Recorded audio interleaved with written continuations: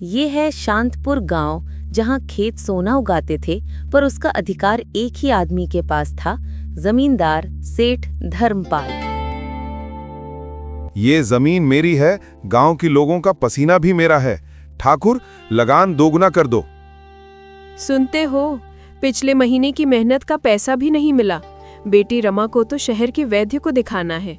जानकी, घबराओ नहीं, मैं आज सेठ जी के पैर पड़ जाऊंगा, पर रमा के लिए पैसे लेकर आऊंगा। मैं उनके खेत में सबसे ज्यादा मेहनत करता हूँ। हाँ, पर सेठ का दिल पत्थर है।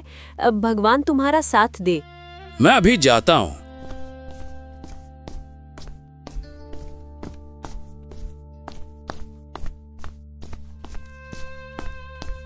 अरे ओ गरीब किसान, यहाँ सेठ जी के पास क्या काम है?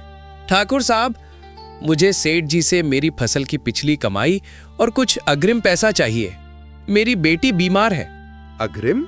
सेठ जी ने कहा है कि तुम पर पुराना लगान बाकी है। तुम तो उल्टे कर्जदार हो।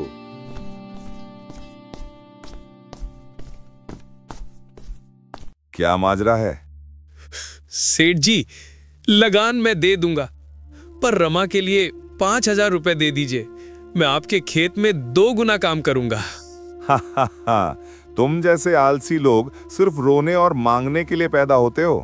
अगर तुम्हारी बेटी मरेगी भी तो वो तुम्हारी किस्मत है, मेरा कर्ज नहीं।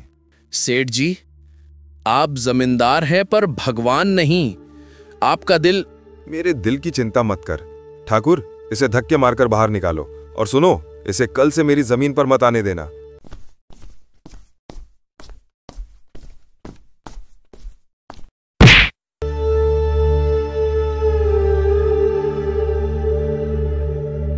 जानकी, मैं हार गया। मिट्टी की कमाई भी मिट्टी हो गई।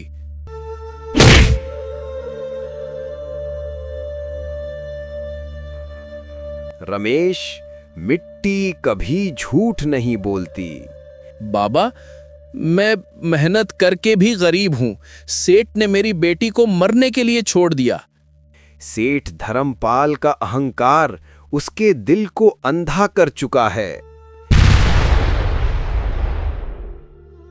ये कोई मामूली खिलौना नहीं है, ये मिट्टी की सच्चाई है। अगर कोई झूठा और लालची आदमी इसे छूकर अन्याय करेगा तो ये आग बनकर सच्चाई दिखाएगा। इसे ले जाओ, सेठ से कहो कि वो इसे छूकर भगवान की कसम खाए कि उसने ईमानदारी से काम किया है। और हां, बदला नहीं, दया मांगना। बाबा अचानक गायब हो जाते हैं। रमेश खिलौना लेकर हवेली की ओर जाता है।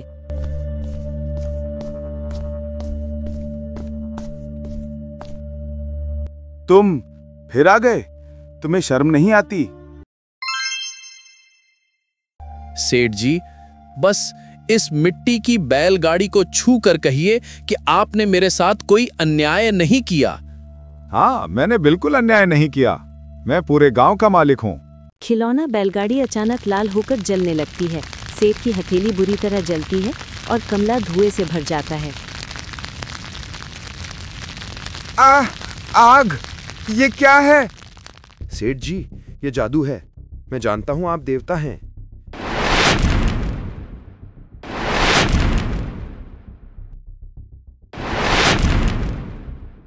सेठ जी, मैंने झूठ बोला। मैंने खुद रमेश का लगान बढ़ा रहा था। तुम बेईमान हो। मैं सबसे बड़ा पापी हूं। सेठ जी, अब भी समय है। रमेश, मुझे माफ कर दो। मैंने मिट्टी को पैसा समझा। तुम अभी जाओ और अपनी बेटी को शहर ले जाओ।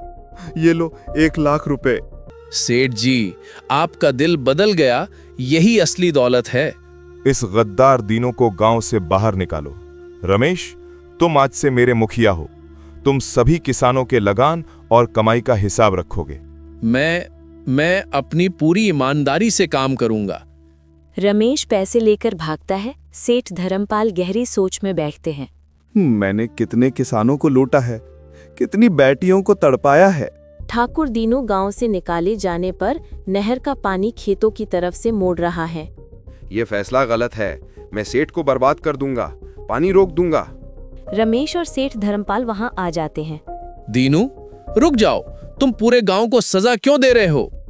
तुम दोनों ने मिलकर मुझे गांव से निकाला, मैं तुम्हें खत्म कर दूंगा। मार मुझे दीनू, गलती मेरी थी, मैंने तुम्हें लालच सिखाया। दीनू पत्थर फेंक देता है। वह फूट फूट कर रोने लगता है। सेठ जी, मैं क्या करूं? वापस आ जाओ दीनू, माफ किया, पर अब ईमानदारी से काम करना। भाइयों बहनों, आज तक मैंने तुम्हें लूटा, मैंने जमींदारी को तानाशाही समझा। सेठ जी, आप नाटक कर रहे हैं। नहीं महेश, मैं पश्चाताप कर रहा हूं। मैं आज घोषणा करता हूं कि आज से लगान खत्म। और सुनो, सभी किसानों का पुराना कर्ज माफ, सभी को उनकी पिछली फसल की पूरी कीमत बोनस के साथ मिलेगी। रमेश इस न्याय का गवाह है। रमेश और जानकी बेटी रमा के साथ खुश हैं। रमेश, बेटी बच गई। उस मिट्टी की बैलगाड़ी ने हमारी जिंदगी बदल दी। हाँ, अब मुझे उसे वापस बाबा के पास रखना होगा। रमेश खिलौना बैलगाड़ी को बरगद के पेड़ के नीचे रखता है। वो चारों ओर देखता है, पर बाबा ज्ञानचंद नहीं मिलते। सेठ धर्मपाल ने अपनी हवेली को सामुदायिक केंद्र बना दिया। उन्होंने समझा कि मिट्टी से फसल नहीं उगाती, इंसाफ भी करती है। सबसे बड़ा जमींदार वो नहीं होता जिसके पास जमीन हो, बल्कि वो होता है जिसके पास नेक दिल हो।